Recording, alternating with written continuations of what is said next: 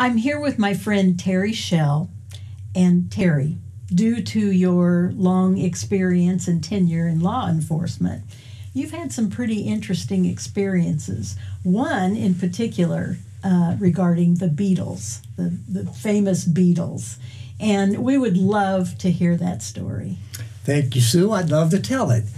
The Beatles story happened in August of 1967, 53 years ago. Wow. They came to the United States and were going to different venues to perform, and they were performing to sold-out places everywhere they went. Sure.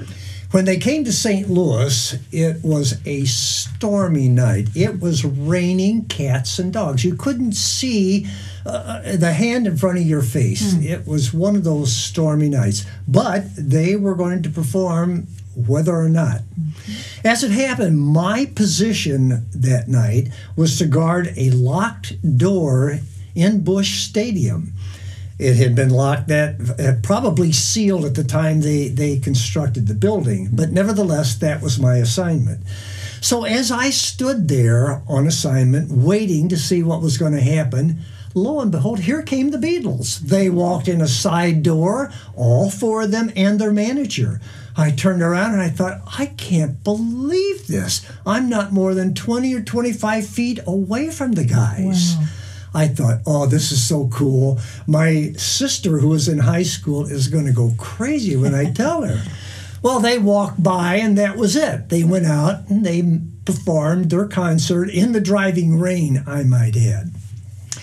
When the concert was over, the St. Louis Police Department had set up a diversionary area where they hoped everybody would think the Beatles were going to be taken away. Policemen were lined on both sides of this area up to a waiting limo. Well, there were a lot of kids out there, but not all of them. Anyway, the Beatles didn't go that way. They came back through the lower part of Busch Stadium the way they had come in, and they were going to come back and walk right by me again a second time. I turned around and I couldn't believe I was this close to this famous group and being able to see them like this. They came by, all four of the Beatles, their manager, led by our police major. And as they walked by, he pointed at me and said, "You come with me." Well, I wasn't going to disobey a senior officer, so I did. I joined them, and the four of them, the manager, our major, and I all walked together. I was part of the parade, I guess.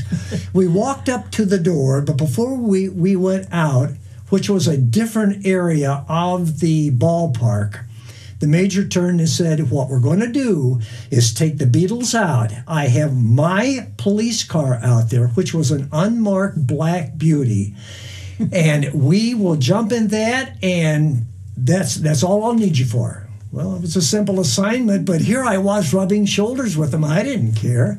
He opened the door. We went out not only into a driving rain, but into a pack of kids who were not fooled in the least about where we were going to take the Beatles.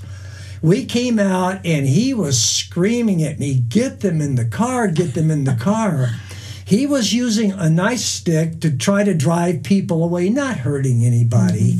And I was coming up on the other driver's side, pushing people and trying to shove the Beatles into the car, and they were willing to get in, believe me. Remember, it is pouring rain. We got in the car, and as I'm getting in, all I can hear him say is, "Drive, get in and drive." He never made it in the car. So it was the four Beatles, their manager, and me. I started the engine, and away we went. And as I started, I couldn't get on the pavement because of all of the kids there. I drove up the grassy embankment to the high road, and as I did, I had kids slipping off the hood of the car. They were everywhere trying to get in, pounding on the windows and this sort of thing. And I prayed that I would not injure somebody. It was that serious. No one got hurt, by the way. I made it back up to the pavement, and when I did, I realized I didn't know where we were going. And so my conversations were mostly with Paul McCartney because I could understand him the best. That blimey English is hard to understand when you're sitting there trying to talk to him, and I didn't have an interpreter. So he made it sound like we wanted to go to the airport. I was in a special outfit with the police department, and my radio call numbers was Reserve Car 44. This car was it had a two-way radio in it, so I got on the radio and I called dispatch to find out what I was supposed to do. Dispatch, this is Reserve Car 44. I have the Beatles and I need instructions. What do I do with them?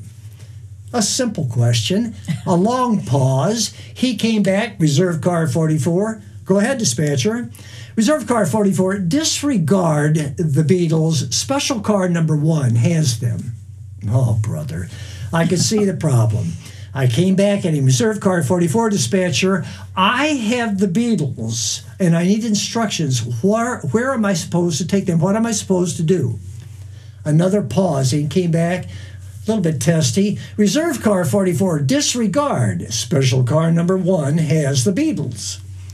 We were going nowhere with this conversation. So I realized I was going to have to explain to him I was in special car number 1 using my call letters, and the major was not around. So I got back on the horn and I said, Reserve Car 44, dispatcher. Dead silence. Thought, what happened? I tried it again. Reserve Car 44, dispatcher. Nothing. My radio had gone out. It had quit. So I had no communication with the St. Louis Police Department. I was driving in this pounding rain. I had kids in their cars who were chasing after me and driving very irresponsibly. So I headed down to I-70, the interstate that goes out to Lambert Field, where the airport is. And I was driving as fast as I could, and really too fast for the conditions. I asked Paul McCartney, because he was in the back seat the way I remember it, but I could understand him the best. Asked him where again we should go. He said all he knew it was the airport. So we headed west on 70. I lost the kids who were following me, could slow down and drive with some reasonable care. Now that I need to stop and explain that Missouri is set up with 114 counties and the city of St. Louis, which is not in a county. It has its own form of government. Now, St. Louis County has a St. Louis County Police Department, not a sheriff's department. So here we have two different entities, two different police departments where there is no communication between the two of them. One's city, one's county. So I left the city and now I'm in the county, and the county has the protection detail at the airport. So as I pull up out there, I can see that they've done a good job.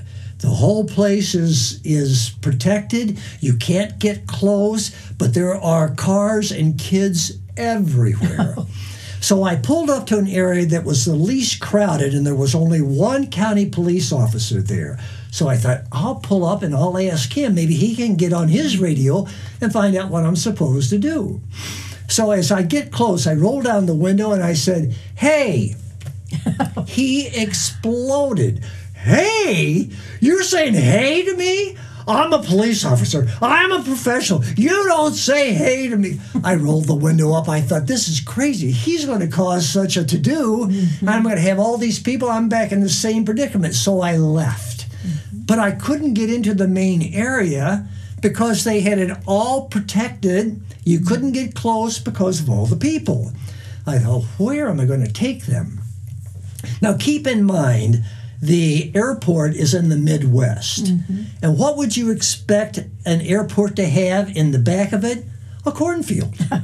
So I drove around the airport to the back, where I drove into a cornfield, shut off the engine, and we had a good heart-to-heart with the Beatles. I said, here, guys, this is the way it is. I don't know where you're going. I don't know what we're supposed to do. I'm going to lock you in the car. Don't let anybody in. Don't open the doors. I'm going into a hangar and call the city department and see if I can find out what I'm supposed to do with you. I did that, locked the car, went in the hangar, called the St. Louis Police Department, who was quite relieved to hear from me, and then got my instructions and came back. I drove to where I was directed to go, which was a private part of the airport, and there was the waiting private plane they were to get on. Now, it should have been really a quick down and out, but as it happened, up from us to my rear, there was an area where you could park, and there was a car up there, and there was a little girl, apparently with her father, and they had realized that this was a potential spot the Beatles might leave from. Mm-hmm. So when they got out, she started shaking. You could just see her hands. She was giving all the gyrations that you might expect. And I thought, if she starts screaming, I'm going to really be hurting down here. So I ran halfway up, and I said, little girl, if you don't scream, I'll get you their autograph. Well, she quickly agreed to that and stopped her trembling, and I ran back down to Paul McCartney, who was standing there kind of watching, explained what happened. He says, oh, blimey, sure. So they all signed a piece of paper I had with my police pen. I took the paper and I ran up and gave it to her, and she did not scream.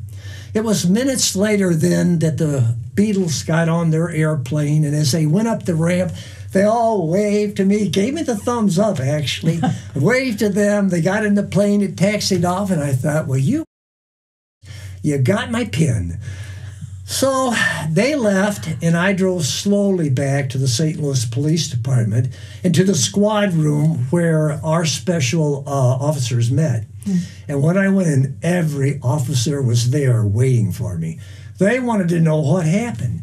So I told them the story that I just told you. What I didn't know was there was a St. Louis Post-Dispatch reporter sitting in listening. So the next day in the paper, morning edition, there it was in a small column that read, Beatles steal officer's pin. Oh, my. The end. Terry, thank you so much. That's a great story. And most of all, I want to thank you for your service in law enforcement. You're welcome. Great story. And thank you.